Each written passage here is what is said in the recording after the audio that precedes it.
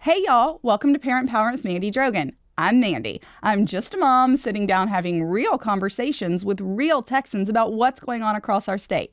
Today, we are talking about a huge issue, the $550 billion worth of local tax debt on Texans. And we are joined by friends and advocates Clinton Bailey and Jeff Howard, both of whom have led the charge to stop the explosive growth of bond debt here in Texas. Gentlemen, thanks for joining us. Good morning. Good morning. Well, you all really led the charge in your community this past bond cycle, which I will say added $50 billion in bonds to Texas taxpayers this past cycle. It is explosive. That is, just insane. But you all really, really led the charge in your community there in Belton to say, stop taxing us to death, right?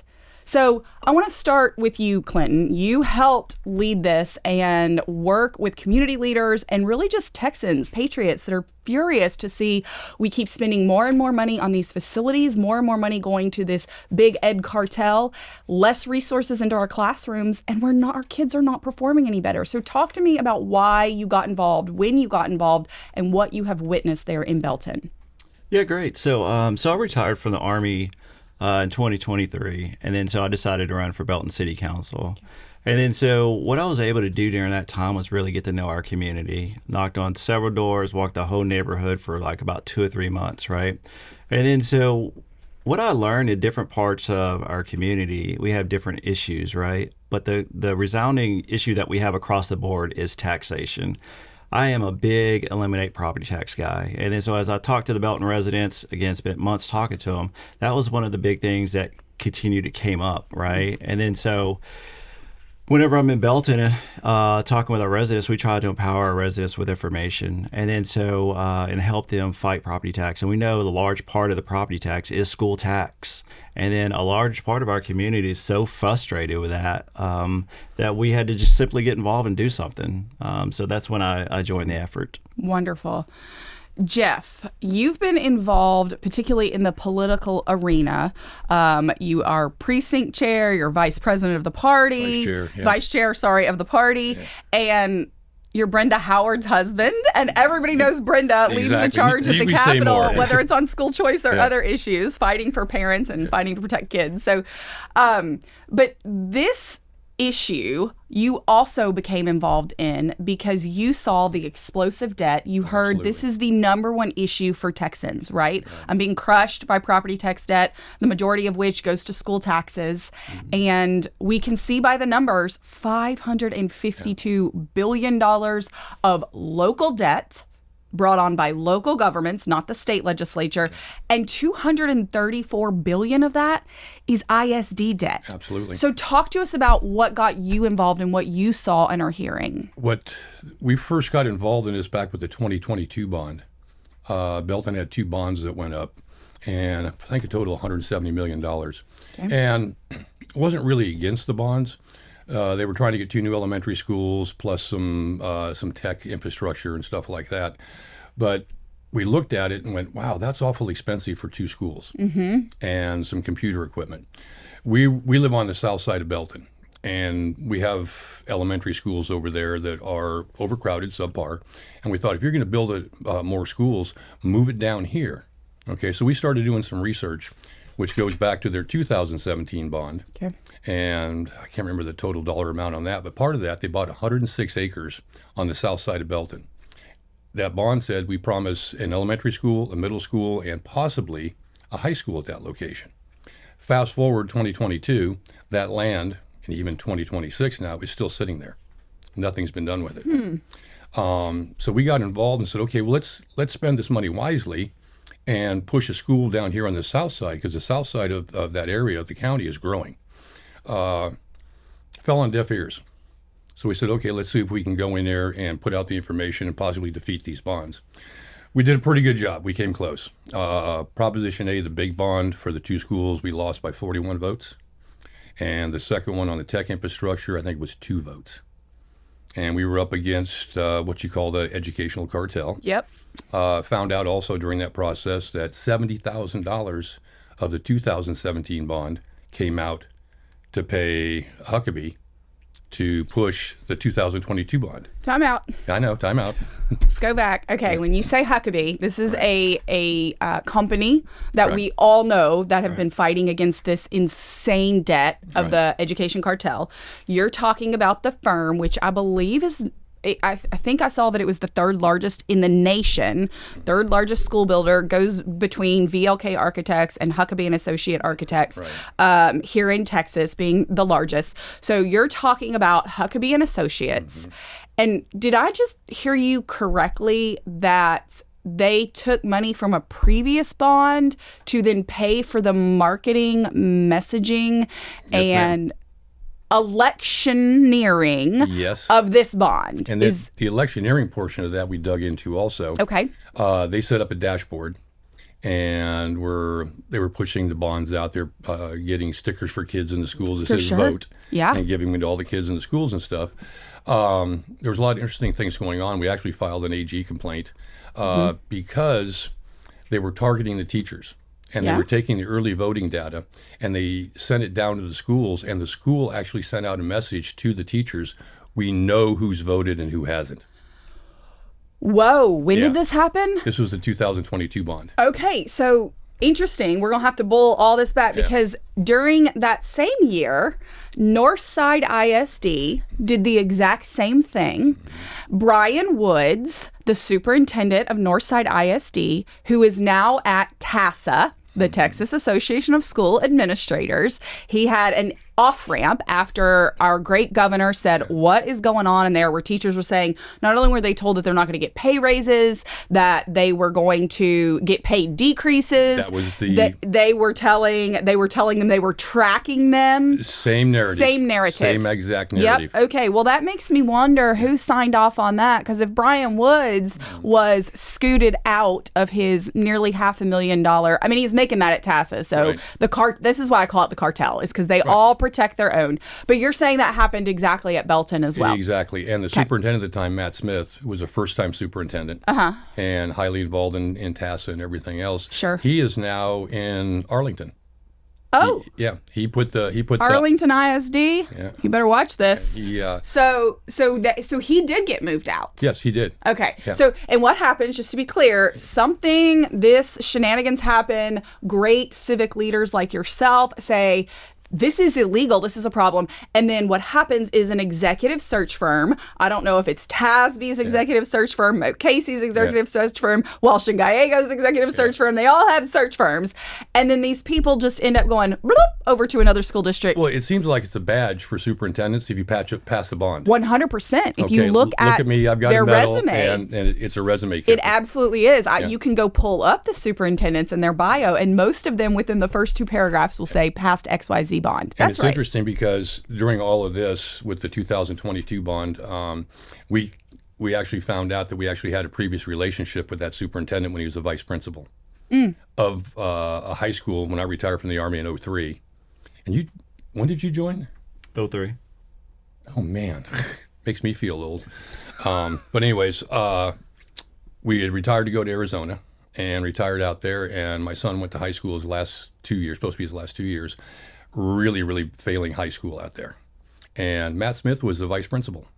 Oh, and my son took it upon himself to go find his own charter school and bring us in and say, I want to go to this charter school because this school, I can't go to school there. And he was able to graduate a year early, take one additional class, and graduate a year early.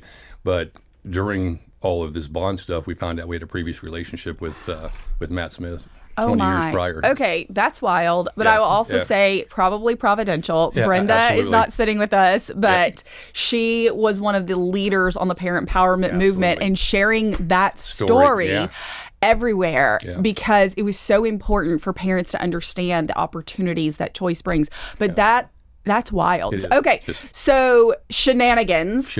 Probably illegal. And but they got their hands slapped over that. Yep. And it hasn't happened since. They learned their electioneering lesson. Did they though? They really, we watched them very closely this time. Okay. And they didn't cross the line. Okay. They didn't really come close to it this time. That's good. Yeah.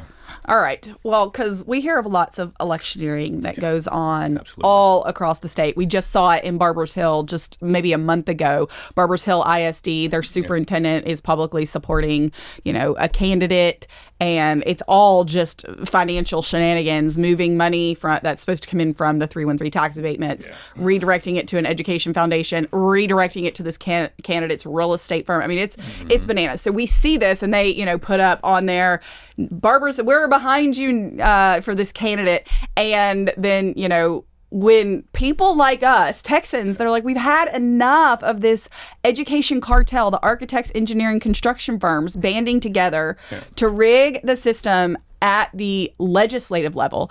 And when you say we don't want this, then they, put up some lady that said, oh, I'm sorry, I was doing this for the school district. Well, the one thing we did find were shenanigans this time was the Vote Yes PAC for this. Okay, let's hear about it. $60,500 spent or donated to the PAC to go out for their signs and stuff, because of course all the signs were Vote Yes for the kids. Right, it's always for the kids. And these bonds had nothing to do with the kids, actually. But I was sent some information from a builder, a friend of ours, and one of the donors from this PAC was texting out to people, other builders in the area, saying, hey, we need to vote yes on this because we will make money off of it.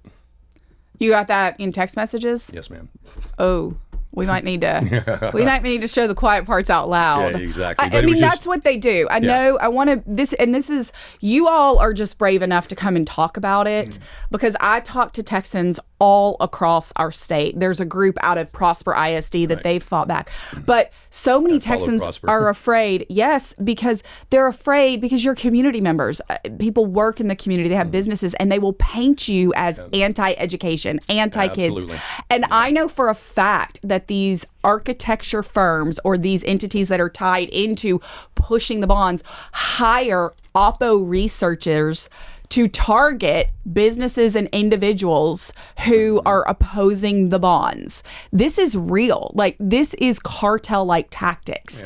And people need to understand that's why so many are afraid to speak out, because it's wrong, but you're afraid this entire machine, this multi-billion-dollar machine will come down on you and do anything they can to destroy your families. Oh, you can tell by the number of hits on your LinkedIn profile when you're doing something like this. Right. And we had an issue with the ISD a few years ago, and of course the ISD's attorneys hit my LinkedIn profile. Yep. They did do it anonymously. They had a paralegal do it, but it was able to. But you could see who it was. They're searching and seeing who's out there. Oh, for sure. And Talking against it. Yeah, what can we say? How can we? And they shut your Facebook down too, right? Yeah, that was interesting. It was right in the middle of all of this. Out of nowhere, my Facebook page just got shut down, and it's like, okay, well. You know how Facebook is. You can never get hold of a human being. Somebody said that you were doing something bad. Right. Did a complaint. All of a sudden, I was able to find some information, send some stuff in, and for 5 days it was shut down. Then on a Friday morning, poof, it's back up again. As you're leading the charge to stop this bond. And what's interesting is that Clinton put up, was it No Bad Bonds for Belton Facebook page, and they didn't hit it. They didn't? No. And we were putting out all the same information on that page, and they didn't hit it, but they came after me. Interesting.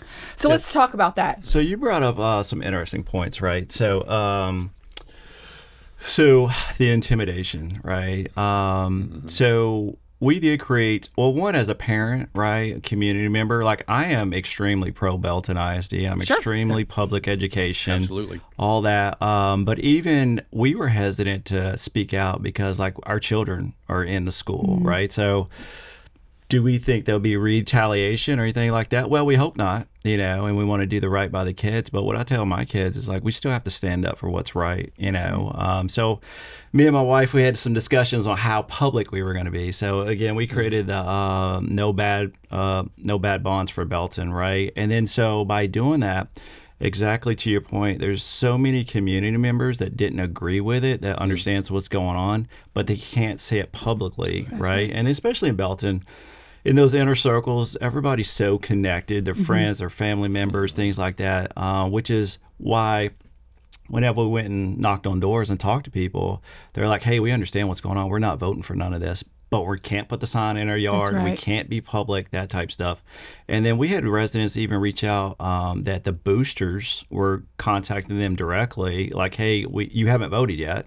And so they're tracking again exactly what they were tracking doing. voting. We all Absolutely. track That's voting what they records, do. yeah. They will track you. And it's almost like they were harassing, like residents feel intimidated, harassed, or whatnot.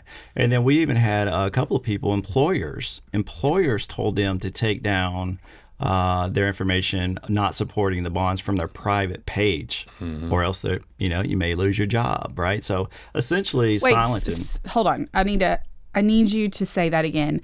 You just said that there were employers in the community that told citizens, American citizens with the right to vote, with the right to free speech.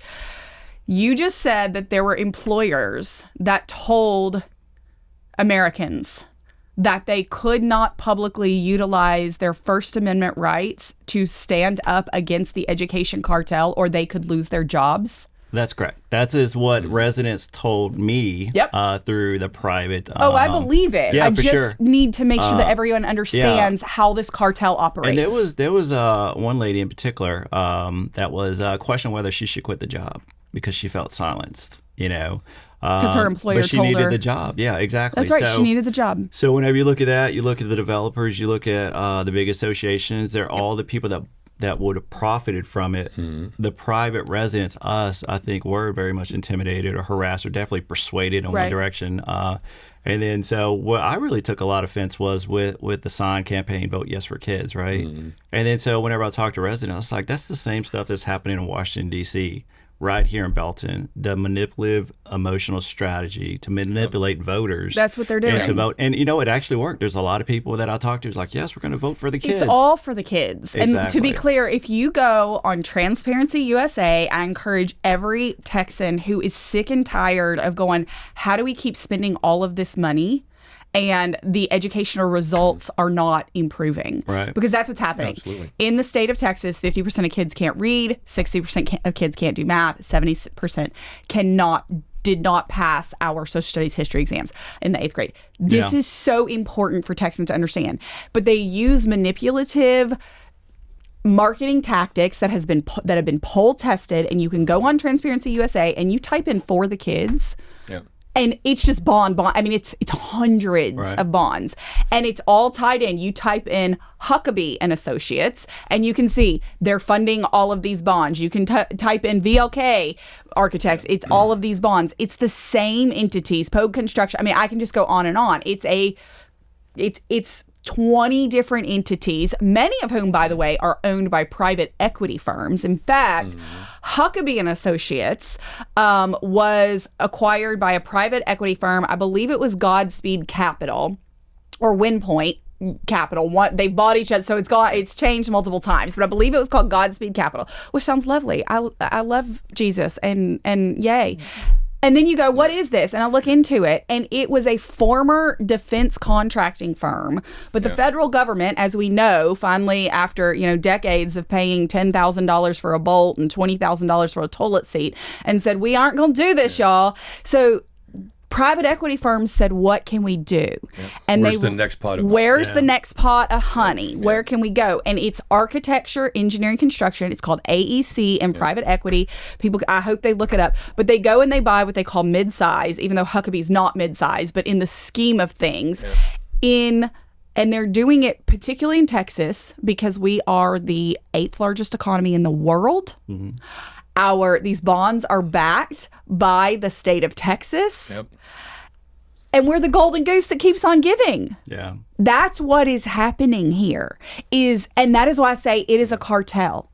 They are all working in cahoots to silence Texans. And if you speak out, then somehow they will claim you are anti-kids, you are anti-public school. And meanwhile, all of us over here are just going, we want to be able to afford to live in Texas. We want our kids to be able to afford to live in Texas. We want our kids to be educated. And we want them to be well educated.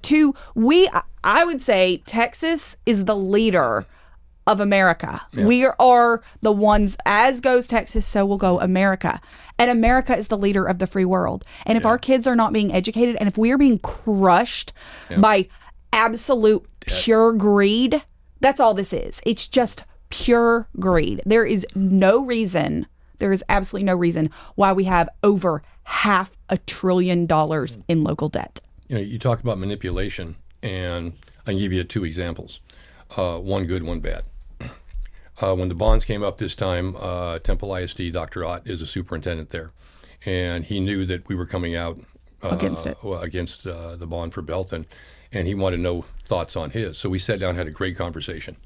And his process of his bonds and his bond committee was totally different than Belton's. His process was they opened the door to everybody, to the taxpayer. They did it 9 months in advance and said, here, guys, this is where we're at. Here's our demographic surveys. This is what we're looking for growth. We're looking for this, that, and the other. Tell us what we can spend. And they met for almost 9 months, and they came up and said, okay, $125 million is it. It's for expansion only. Yep. And they didn't create new schools. They expanded onto existing schools. Okay, well, that's good taxpayer involvement, good taxpayer dollars. And what happened to that bond? It passed. There you go. It passed. They didn't go out for hundreds of millions or billions of dollars to saddle our kids with debt. As opposed to Belton, they select people to be on their bond committee. They started late. They only had, I think, maybe 6 months or less. Okay. And they have certain outcomes they want. Yep. During these committees, the meetings and stuff, they guide them towards that outcome. For sure. And so when it's all said and done, here's what we're presenting. Who helps guide them? Do you know? You participated in some of that, didn't you? Yeah, it was plenty of them. There was a lot of administrators. Anyone from the architecture, engineering, construction? I don't know who those people are. Yeah, okay. I don't believe so. But it's the administration is heavily involved in it. And one thing Temple ISD with Dr. Ott did, they had no administrative involvement. This was purely the taxpayers being presented with information on what our growth is and everything else, and say, guys, what can we afford? And he got his bond passed, and they did a really good job with it, versus getting select people and to a desired outcome. Which is what's happening everywhere. And I'll say they are in the era of social media and the cesspool that is, and the constant competition and all of that. They use very, very, very sophisticated messaging and marketing tactics. But so I think that's a beautiful, beautiful way. Good job, Dr. Bobby Ott. That is fantastic. I think that's why you get things passed, because Texans want to invest in our kids' future. Absolutely. We want to invest in education, but we don't want to invest. Let's see, La Jolla ISD built a water park. They have a golf course. That ups test scores. Yeah, right. Yes, exactly. There's not good. Let's see. Sanger ISD, 62% of their operating budget goes to capital outlay debt. For no reason. And this is the same architects that are, come in and they sell this beautiful idea, and your kids deserve a palace to go to school. And they need a 80, 90, $100 million football stadium like they went for out in Prosper ISD. Or Crowley ISD built $150 million track and field stadium. Not even a football stadium, y'all. We hear all the Friday night lights. $150 million. And I'm just sitting there going, we are crushing taxpayers. We are crushing Texans. We're also enslaving our children to a future of debt. Well, that's one of the things we talked about, and we even presented this to their workshop before they voted on it, the amount of debt, and that the class of 2026, their grandchildren will be paying this off. That's right. You can see right here, that was our signs we used. Simple sign to send a message. They use messaging, and of course, we messaged also. But that was one of the biggest things right there is this debt. And part of what I did a PIR, and it was interesting what they sent me, but I requested the past 6 years' budget. And I wanted to know what was being spent on maintenance versus everything else. Because the majority of this bond was almost all maintenance. Almost all maintenance. And we already pay maintenance and operations taxes. That's what I'm saying. This is really important for people. It was the second bite at the tax apple. That's right. And I think so there's two things. I'm so glad you brought that up, Jeff, is because there's two things that I think Texans need to understand that's happening with these bonds. And the reason that $50 billion more in bond debt has been added to the 502 bond debt that we had prior to this session. I mean, that is insane in and of itself. But here's what people don't realize is it's not just capital projects anymore. It's not just we need a school because of X, Y, and Z. It is, there football stadiums, track and field stadiums, natatoriums, building pools for the high schools. I mean, that is just an absolute boondoggle. Because what people aren't understanding is that then you're doing the capital outlay. You're doing the actual building and the debt servicing of it, which, by the way, makes up 24% of total expenditures across Texas is capital outlay. Building and bond debt that these profiteers of the cartel are running up. But they are now have realized they can use these bonds because when it rolls out and it becomes a maintenance and operation, you have to pay to service the water park in La Jolla ISD, their golf course, the natatoriums that are being built. These don't just happen, and they're crushing, and they are eating everything out of maintenance operations. And then they show up and go, we can't give teacher pay raises because, so then they roll it on to bonds. So what's even worse about this is normal maintenance. The PIRs I did, I asked for 6 years worth of budget. I went through it, and they didn't give me the line item the first time, so I had to go back and say, okay, what are you doing here? I want the line items. I finally got it, and it comes out that they're only spending 10% of their entire budget on maintenance. And you're talking large ISD. Not a super large one, but a medium-sized ISD with lots of facilities, and only 10% of that, 10%. The same time on the bonds, they were coming in and asking, we need money for air conditioning, we need money for roofing, we need money for all of this. Well, they got $11.4 million in the COVID grants, the ESSER 1, 2, and 3 grants. Part of those were authorized. They could have spent it on air conditioning, ventilation, air circulation. At one of the workshops, I brought it up and I asked, I says, okay, out of $11.4 million, how much actually went to maintenance? $540,000. Where'd the rest go? It went to programs and hiring, not temporary hiring. Let's talk about that. It went to hiring staff. That is exactly right. So this is another dirty secret of the education cartel, particularly the COVID funds, but this is happening everywhere, is they used the funding, the COVID relief funds that came with a directive from the Department of Education and the TEA, do not use these funds for permanent hires. And almost every single school district in the state of Texas hired permanent staff positions. And this is why they're now showing up at the Capitol with TASB and TASA and Bexar County Education Coalition and Guadalupe Education Coalition and the list of 50 different education coalitions tied with our tax dollars, by the way, taxpayer-funded lobbying, to come and say, we don't have enough money. And it's like, because you hired all these people when you were told not to. Well, A Tale of Two Schools, again, Dr. Bobby Ott, anybody he hired, it was temporary hire, and they knew it on their contracts immediately. Beautiful. To me, that's just proper management, proper leadership. I love to hear this because, to be clear, I want to expose the absolute nefarious activities of the education cartel, which is at every level, from the architecture, engineering, construction to the absolutely terrible administrators that are out there. But there are good ones, and those are the individuals, like what you're saying about Superintendent Bobby Ott. They should be, in my opinion, there should be no more of this trustee training at TASB conferences where we heard the chief operating officer of the largest financial advisory firm in Texas and one of the largest taxpayer-funded lobbying firms, but that we should not be sending these people to TASB conferences at the Kalahari Resort or at the JW Marriott that we're all spending money on so they can go be indoctrinated. But we should take leaders like Dr. Ott, put them in front of a camera, let them explain how things operate, and that should be the trustee training. I think you remember some of the trustee training where folks like us, advocates that spoke up, were cave people, remember? Oh, yes. Citizens against virtually everything. Yes, and that's what they called us. They trained school board members that way. That's right. It's insane. That is exactly right. Along with, let's not forget that TASB's national entity that they were a part of also called us all domestic terrorists because we were fighting for our kids to not have to wear stupid masks or to be able to go back to their classrooms and to not have, because we said over over here. I mean, now we're at the point going, I told you so. You shut down all these schools and you make these kids think they're going to die every day because of a cold.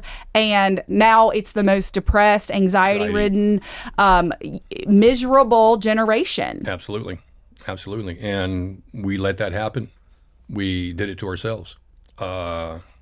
Because we didn't fight back. We didn't fight back hard enough. That's right. We first originally got involved with an organization we're with, Belton ISD Accountability, and it was Unmasked Belton. And that was the initial fight that led this back into 2020, 2021 when all this started, and we really started getting involved in the educational portion of it. We watched the whole thing. What I was saying earlier, too, about the maintenance, one of the other PIRs I got, I asked a breakdown of the bonds, all 4 of the bonds, and exactly what it's being spent on. And this paid great dividends for us, as we explained to the voters out there, was it was interesting the way they put it in there. They wanted to replace all the lighting at all the schools from standard bulbs to LED. Okay, so you're going to put out a mortgage on your home in order to change your light bulbs. Yeah. Okay. The other portion, there was $903,000 or $906,000 allocated for security. They're going to do some fencing at some of the schools. But in the blurb that they had sent me, it says all of our fencing currently meets TEA standards. So we don't need it. We don't need it. We want it to be aesthetically pleasing. Okay, is basically what it comes down to. And this goes back to my thing of saying social media. Everybody wants to be able to say our schools are the pretty. And meanwhile, your moms and dads and just Texas taxpayers are having to make decisions between if they can buy the groceries they want or pay their tax bill. And they were trying to sell this to people. And one of the school that board, is evil. That is just straight up evil right there. It's the here's the let them eat cake moment. We had a school board member says, well, per month, it's only the cost of a Big Mac. The Happy Meal. Or Happy Meal. That's just evil. It's just evil for them, for their own greed and vanity, because that's all it is. There was so much in this bond on the maintenance, and that's what we really drove home, was like that second bite of the tax apple. Yeah. Their football stadium, they got a beautiful football stadium. It's been there since 1996. Okay. There's another high school that they built with the 2017 bond. It's got a partial playing field and everything else, so there was some expansion of that. But they wanted to go doing all this new maintenance and stuff on the existing football field. So the questions we were asking, and we asked the board, who's been maintaining it all these years? Is all this really necessary? You've only been spending 10% on maintenance. And now you're coming back in and saying, okay, we're behind the 8 ball on maintenance. Why wasn't this area maintained? You need a new track, you need new turf, you need this, blah, blah, blah. Yeah. That's part of your normal maintenance process. As a taxpayer and a homeowner, I know that I have maintenance costs. And maybe I'm odd, but I have my own little escrow account that I put a few bucks into every month, looking forward to the future. And I know most business owners do that also. Right. I think a lot of our school boards could use a Dave Ramsey course. Well, I agree, and that's why I say this is part of the new coalition that we are forming here at the foundation, partnering with great entities called Governance Reform and Oversight Coalition, because this goes back to the trustee training that I was talking about and the entire education cartel, which affects all of our property taxes, which is driven by taxpayer-funded lobbyists. It all goes together. It is a crazy web. It is a rigged system. Yeah. And when you talk about that, I want to point out that I have never met a trustee in the state of Texas that can actually explain the funding formula for our public school system. Oh, I've got a good one on that. Well, I can't wait to hear it. Because it was rigged in 2019. It was, everybody said it's the greatest thing ever. It has been made so complicated. I've never met someone, I am told by leaders within Texas education that there is approximately 12 to 15 people in the entire state that understand how to do it. I would say it's a high number. I would say too. And the people that wrote it are now at the largest financial firm that we talk about. And I don't say their name because they have come at TPPF before threatening us. But I'm telling you, this is all what's happening. It was rigged. Now, and I would say it's the arsonist firemen, where they've come and they have thrown Molotov cocktails into every Texas education system. And now they're being forced to go pay to have the fires put out. Oh, agree 100%. But I would love to hear what you're saying. When we first got involved in this back in 2022 with the 22 bond and started looking at educational funding and everything else, I got as much information as I could, and I sat down with a CPA with an MBA, and we sat at my kitchen table for about 3 hours. I says, okay, you're the numbers guy. You're smart. Yeah. You know, I'm just a dumb old infantry soldier. Tell me how this works. 3 hours later, He can't figure it out. it was a head scratcher. Yep. And further research is it just looked like, okay, here's the funding. There's some court cases that says you have to do this, that, and the other. But we've put these massive Band-Aids for years on education. Right. And we're going to put a finger over here and it's leaking and a Band-Aid here and a Band-Aid there. There's no set functional model for actual educational spending. Right. And Jeff, I would say it's not, that is a kind assessment of it.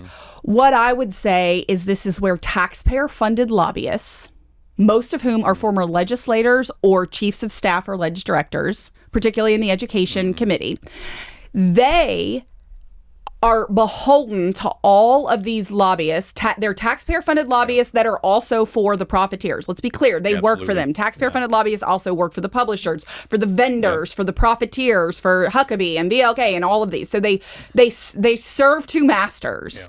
And so what happened is that it is a constant, you call it putting a Band-Aid or plugging a hole. What it really is a payoff of all the different associations and all the different lobbyists and all the different vendors that have found a way to stick their hand into the cookie jar. And that is why 60 cents on the dollar is steered out of Texas classrooms. To be clear, 31 cents on the dollar, 31% is used for teacher salaries and benefits and retirement and all that.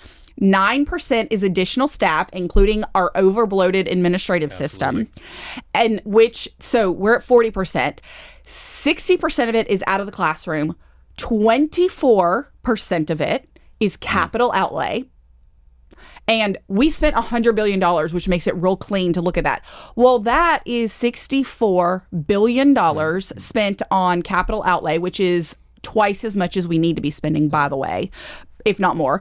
But also, that leaves $36 billion. $36 billion to be used. And all of those vendors hire lobbyists. Oh, absolutely. All of them participate in the associations. All of them are in the exhibit hall of the TASB conferences that we're paying for multiple times a year. I believe they have at least 4. Then, of course, you have the TASA conferences. Then you have Moat Casey assessment conferences. Then you have all the conferences of the conferences and the meetings of the meetings and all this stuff. And it's all to keep this rigged shell game going where our property taxes keep going up, our educational attainment retains flat, and we are making 100+ millionaires, probably billionaires at this point. 100% accurate. From our tax dollars. 100% accurate. And we both spent our entire adult lives in a standards-based organization, the military.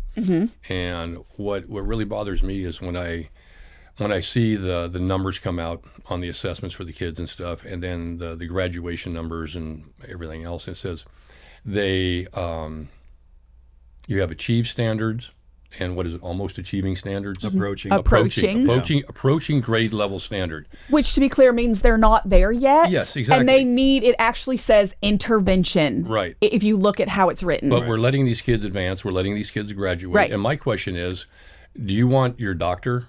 Do you want the truck driver? Do you want the airline pilot doing their job to be approaching a standard? No. I'm sorry, That's but right. there's a standard. You either Meet it or you don't. Or you don't. And if you don't, well, you go back until you meet the standard. Preach. Why are we pushing these kids out into productive society when they are only approaching a set standard? Saying, okay, well, they'll get it later on. No, I don't think so. That's not the purpose of education. Jeff, I'm so glad you said that. And this is why I say when it all goes together, that is 100% correct.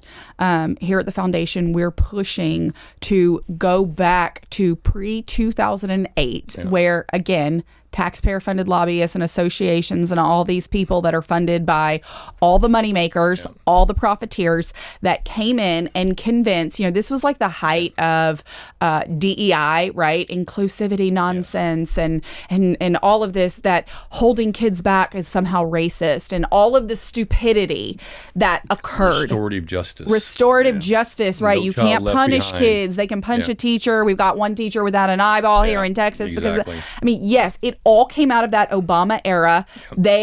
He said it. He wanted to fundamentally change America, and he started the process. We're going to take back. But back in 2008, Texas voted to remove our retention policy, and that was to hold kids back. So we can see, one, phonics is the way to teach kids to read, 100%, not any of this 3Qing and whole word nonsense that was just vendors making tens of millions of dollars. Well, it was the latest and greatest It was the latest and greatest, right.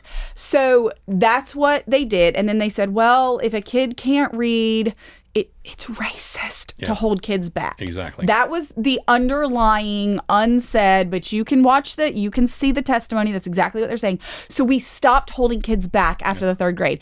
But what all the data shows is that if a child cannot read by the completion of third grade, there is a 97% guarantee, is what I call it, a 97% chance they will never catch up. Absolutely. Our prison facilities look at the reading scores to give them projections on what will happen. Because if you cannot read, you cannot reach your full potential. Very predictive. I'm an old guy, okay? And I've kept this in my memory for some reason. I was born and raised in California, and I left there when I was 16. And that was like 1974, so that's how old I am. But I still remember this to this day. My 8th grade, we took our state test at the end of the year. 8th grade. My reading and comprehension score was 13.1, which is freshman college level. I was the average kid. Yeah. That was back when California had the best schools. That's right. And before it changed. And just absolute great education. We focused on the basics. I remember going to high school. I had auto shop. I had drafting. I had mechanical drawing. I learned how to set type on a plate and press. I learned silk screening. And then I had my core classes. Yeah. This is what kept me in school and kept me focused on this. We changed, and I worked for the school district in Phoenix for a few years, and that's when No Child Left Behind came in. And I saw the writing on the wall.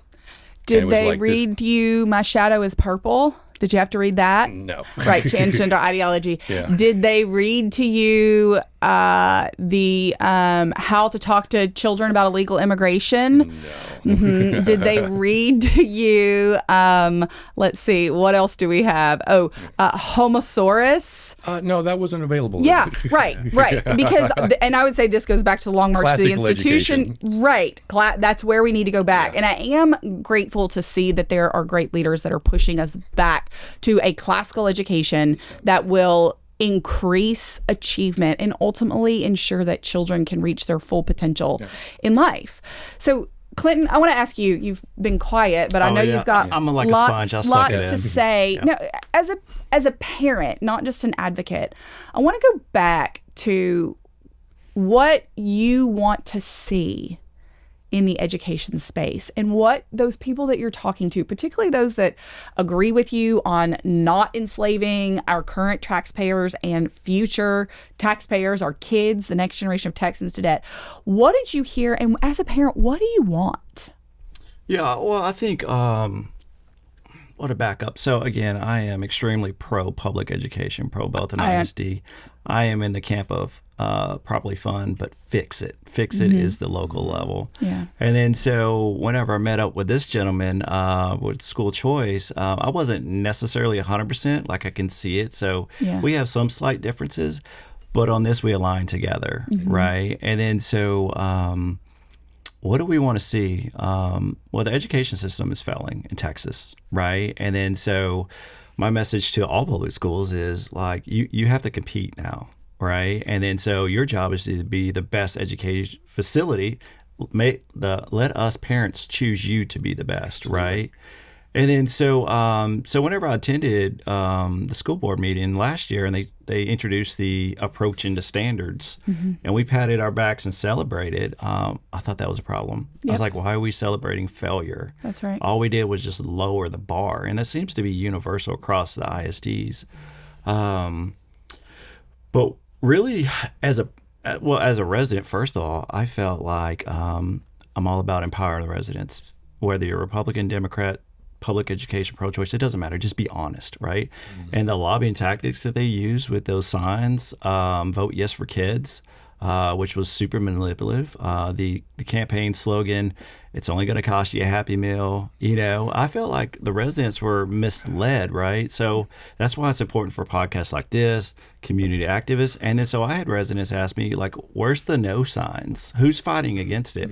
So what that created was the powers to be, the developers, the ISDs, everybody that would benefit from hundreds of millions of dollars, or versus the private residents, the taxpayers, right? And that's really what we try to champion is the taxpayers fight back, right? Because we got to fight back. But really what I want to point out was by bringing this bond of $246 million, so I attended the advisory committee meetings and all that, and I do applaud Belton for trying to reach out to the public residents. But time after time, people ask, what about the wasteful spending? There's hundreds of millions of dollars of wasteful spending. Even the school board members had brought that up during the workshop, but they decided to move forward because we wanted to give it to the taxpayer. And the reason why I think that is a problem is because we jeopardize Belton ISD's future, right? We wanted to add $246 million of extra to put us at $826 million. And then every 3 to 5 years, we're going to come back with another $100 billion. So, or excuse me, $100 million. So at 2030, we would be at $1 billion. The administrative, that is their strategic plan. That is the school board strategic plan. There is no plan. They're driving us off a cliff because we don't have a backbone to stand up. And it is so hard with people you know and people you love and like, hey, this isn't right. But unfortunately, we had one person that really did that, the newly elected Mr. Riley Beck, that stood up for South Belton for the numbers, right? And then so I asked ISD, like, what is the future of Belton ISD, right? And I think we're missing the picture where the future of public education is changing. School choice is growing, homeschooling. What happens when we get AI, right? The enrollment or the lack of enrollment or the decrease that we're going to face over the next 10 years at different schools. Why are we rushing to reach over $1 billion of debt only to deal with it then, right? Instead of trying to deal with it now. Yeah. And the truth is, it's an unsustainable model. If it was business, it'd be bankrupt, right? We can't not continue to come back to taxpayers, hundreds of millions of dollars every 3 to 5 years. We can't operate every year with millions of dollars of deficit. We as business owners, as military, and I don't understand why they don't understand it, is you have to change the way that we think, right? We have to first have a sustainable model. And then so I think we have 21, 22 campuses. Can we afford that many? The answer is no, we can't. Do you need that many? They would say we do. I would say probably not. Yeah. But the more important thing is what we have to get to is a balanced budget. Yeah. And that is the number one thing that every resident I spoke to. What happens whenever you don't have enough money, right? You borrow, but there's consequences. That's right. The difference is they are borrowing your money, your grandchildren's money, right? So there's a blank check, right? And that's the number one thing that really resonated with those residents, right? And then so instead of having a responsible bond, again, I'm not against all bonds. Sure. But let's have some responsible bonds. If it was like the leaky roofs or the AC or something that has to be fixed because we failed in the past and this is where we're at, what if it was a very, very smaller bond that fixed those critical needs where the residents would be like, yeah, we understand that. Let's fix that. Right. So now we have leaking schools. We have AC problems. We have facility problems. Instead of being responsible and bringing up small, responsible bonds, we now jeopardize our kids. Like, why are kids in leaky classrooms? Yep. And then so right after the bonds had failed, somebody had posted that on social media. It's like, oh, the bonds failed. Look what you people did. That's right. Yeah, there's a leaky roof. It is. It didn't just start today. Yep. And nor do we have a solution to fix that. Well, it didn't just start, but here's the thing, and this is they was spent 10% of, it's literally called maintenance and operations. Yeah. and they only spent 10% of it, which is another part of their strategies. Defer maintenance, maintenance that we all have to do on our homes, on our vehicles, because we're responsible. We can't go to the taxpayer and go, hey, I just, was too lazy to get my oil changed. Can you pay for that? Yeah. Oh, look, I can't get to work because you didn't pay for my oil change. It's the same thing. Right. Is they're not using the money that is allowed for them, and they're using it as manipulative messaging. It is coercion. And I will say, I'm not saying specifically in Belton, but I see this everywhere. This is no different than how Hamas operates. They build their infrastructure behind the children. You as military men see this. You know this. And they build it under schools, under hospitals, in residential complexes. And then when people are saying we're going in and unfortunately there are civilian casualties, they go, look what you did. And it's like, no, you did that. You built your base under a school. You built the tunnels through apartments. That's what you did. You cannot sit here and go, we're only going to spend 10% of the actual money allocated. And it's the same thing for teacher pay. I say that they artificially depress teacher pay because y'all want to go back to when all of public school, you go back and we can see 50 years ago, the Department of Education, the Center for Education Statistics tracks this. 50 years ago, we can see how much we spent. So if you look back and see where we are now, we have increased per pupil funding by 166% when adjusted for inflation. Absolutely. We have only increased teacher pay by 16%. And how much has the student population grown since then? Right. Like 5%. That's right. Yeah. But that's because we have to have, again, swimming pools, supposedly. We have to have $100 million football stadiums, $150 million track stadiums, $7 million jumbotrons. We need to pay superintendents $500,000. We need to, it just goes on and on and on and on and on. And then they turn around to taxpayers and go, but we need more because it's for the kids, don't you know? Well, that's why conversations like this and what we've done and what you consistently do with TPPF is we need to educate the voters on this. Okay, a few years back they passed the bill. If there's a bond on the ballot, it says this is a tax increase. Okay, great.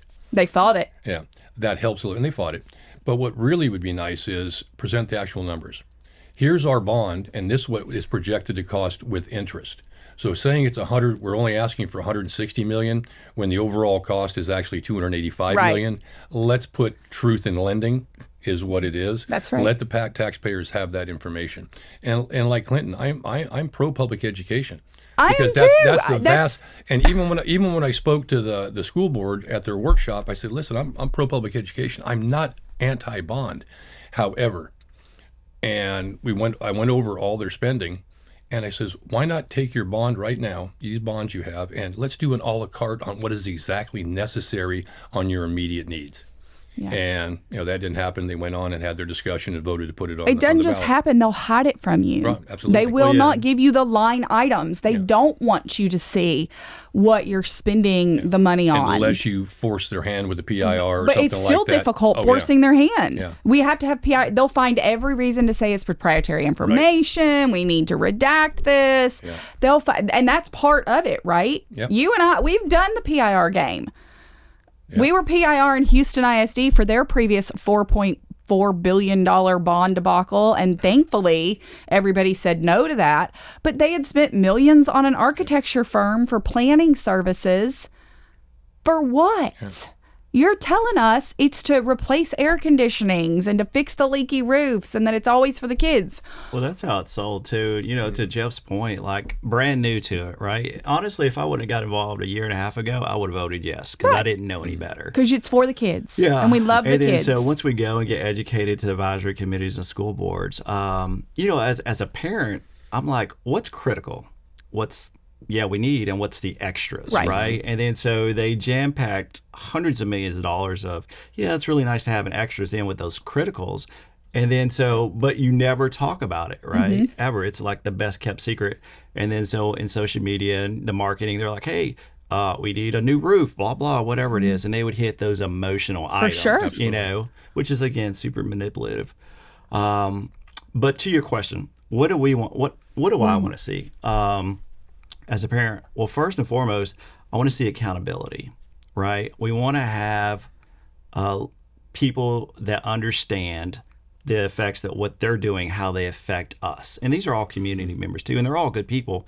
But it's the, we have lowered the educational standards so far. Yeah. That is now the new standard, right? Yeah. And 20 years ago, that's unacceptable. Today, it's unacceptable, right? So we want public education, ISD, to raise the minimum standard, right? Not punish the kids that are above. And then so if those kids are not meeting the minimum standards, we have to stop what we're doing, right? In the Army, we talk a tactical pause, right? And then let's make sure that those kids receive the education that they need, right? And then so one, we got to raise standards. We got to have accountability. But what is the future of Belton ISD? It's not $30 billion cliff, or excuse me, a $1 billion cliff, right? We have no plan for the future, right? So now we're going to talk about, now we're going to come back with more bonds. All we're doing is snowballing this down, right? And honestly, there is no plan. Right? And if there is a plan, it's a crappy one. It's unacceptable. Yeah, right? That's right. And then so this is a very pro supporter, right? Yeah. And, you know, and then so we just got to do better as education because, like you said, it's those kids, you know? So, you know, as a parent, I take it upon myself to do YouTube math or whatever with my kids to make sure that we have that. But not all those kids have those parents or that capability, right? And then they depend on the sole education that they have, which is public education. Yep. And if we continue to lower the standards and accept failure, then we are setting ourselves up the next generation for failure, right? And to be completely unacceptable. We have to do better. I think that's, yes, amen. And I love that use of tactical pause. I think I'm going to start using that with our retention push because really, that's what it is. Is really, we just heard these kids through. Right. Yeah. And that is exactly what the Belton ISD voters gave to Belton ISD, right? They're so upset and confused on like why this happened, and then it is a us versus them for whatever nonsense reason, but that's not it, right? But what the voters allowed them to do was stop, reassess your priorities. What are the priorities? What is their strategic plan, and how can we better move forward with this, right? So I thank God that the voters came out, they voted, they gave us this opportunity, and if we don't utilize it to reassess, make a better approach, we're failing catastrophically. I think the effect of the bonds failing is this coming Monday on the 2nd, the school board is having a budget workshop, and they've realized, okay, we need to get our act together, okay, and where are we going to shift funds from? You know, what has to be cut? We do all of this. So they're actually, that tactical pause is in place now, and they're reassessing all of this, which is what the intent was. Sounds like they should call their neighbor, Superintendent Bobby High, to let him come help run it. Absolutely. You know, it's really confusing me too, because whenever I first got involved, again, about a year and a half ago, about budgeting, right? Yeah. And then so we had a budget deficit. And then so I appreciated Belton ISD's approach to bringing in community members, kind of help us get understanding, kind of help be involved, right? And it wasn't necessarily the intent. I think we missed the intent of a better outcome. But I was like, all right, well, Belton ISD, we're on the right track, you know. We need more funding from the state, you know, type thing. And then so we go through to fast forward this year, and they bring up these bonds, and we see that there's, again, hundreds of millions of dollars of waste or excess. I'm like, wait a minute, what are we doing, right? And then to see that, you know, even some of our school board members in the workshop question the extra spending and then stop and move forward for whatever reason. Like, but you know, y'all know the reasons. Say something. Yeah, so it was one of them was you know, expressing concerns like this excess spending after Riley keeps bringing it up, and then so I was like, all right, well, at least we have two people that's at least going to publicly question, and then says, I better stop talking before I get myself in trouble. That's it, right there, because they got text messages, they got phone calls, they got told, this was you in the don't meeting. toe the line. Yeah. Then this is what's going to happen. And these superintendents, they definitely get benefits on passing these bonds. And I know for a fact, and this is the problem, another piece of legislation law that needs to be repealed, and this was put in as Governor Ann Richards, Democrat, our last Democrat governor, was on her way out. The legislature voted to do something called the Team of Eight, and it sounds so lovely. The Gang of Eight. That's right. Yeah. It is the Gang of Eight, and if you are a lone standing trustee that's like, hey, we're going off a cliff, as you said. This is not sustainable. This does not improve the lives and outcomes for our kids and our community. Then they will sick the cartel members on you. You will be told, you will be read your rights, and they will also go find people to run against you. I saw this at Dripping Springs ISD, where they found somebody that was all build, baby. Yep. And they went and ran against a great trustee that was like, hold on a second. Maybe we don't need stamped concrete through our high school. Maybe we don't need to spend all this money. And that is why this is all tied together. Okay. I feel like we could talk hours and hours about this, but I want to give each of you an opportunity to look in that camera.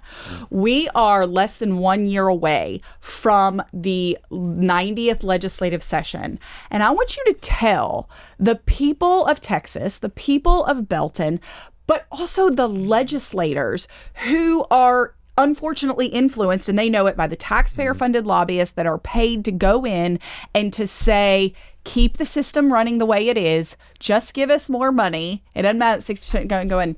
Tell them what needs to happen so that we can truly improve the education system, bring excellence back to our kids in the classrooms, pay our teachers what they're worth, and stop enslaving Texans with debt. I'll start with you, Clinton. Yeah, I think, one, we have to acknowledge that we're failing, right? We got to admit that we have a problem. And what we got to do is we have to raise the standards of education, right? Whether it's all these extra testing or whatever it may be, we got to work to increase that. And one of the biggest things we got to do is pay our teachers the fair wage, put more of our tax dollars back into the classroom, because the education has got to be priority number one. We have to make sure that our teachers are fully qualified, right? And if they're not, God bless them for getting into classrooms and help them, right? Make sure that we have programs there. And then if we are going to donate, and I think we may have talked about this, but if we're going to donate to the lobbyist funds, PACs for these bonds, then we should be ineligible to receive those dollars. That's a big one. I think that's the architecture, engineering, construction. Exactly. And then so make public education the best choice for the parents.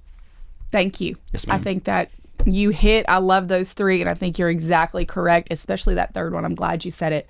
These architecture, engineering, construction firms that are funding the For the Kids PACs, they should not be eligible. And our research found that for every dollar they're spending, some of these contractors and engineering firms are within 2 years receiving over $16,000 in return on every $1. I need to invest in that. I know. We're talking millions upon millions. That is amen. All right. I'm going to move out of your way. I want you to look right in that camera right here. Same thing Clinton said. I want you to tell the leaders of Texas, the legislators that can put reforms in place to stop this madness and put the focus back on our kids. Absolutely. Transparency. Where are our dollars going? We want to know exactly where the dollars are going. We want to be able to look at educational spending in the state of Texas and be able to look at a simple graph or a simple Excel spreadsheet and see where those dollars are going. The accountability, it's like Clinton said, we need standards. Set standards. You either meet those standards or you don't meet those standards. It's time to stop coddling our kids. Let's get them up to par. Let's get them back to a classical education. Let's get rid of the garbage in the classroom, get rid of a classical education where we're focused on the absolute basics and things we know that are going to make them successful. And I guess the last thing is transparency. It goes with transparency and funding. Like I said earlier, if we're going to pass a bond, put the total amount of bond on there. Not just this is a tax raise. This is the total amount of the bond. Let the voters decide that. Let the voters be informed. I think those few things right there put into legislation would educate the voters and really help where we're going with this. Gentlemen, Clinton, thank you so much for leading the charge for parents, particularly those who feel disempowered, who even feel threatened if they try and stand up to do the right thing for kids. Jeff, thank you for being on the front lines along with Brenda and always fighting against all of these nefarious tactics, all of these nefarious entities that are influencing our political system, our tax system, and worst of all, the futures of the next generation of Texas. Thank you for joining us today on Parent Empowerment with Mandy Drogin. And now you have the power.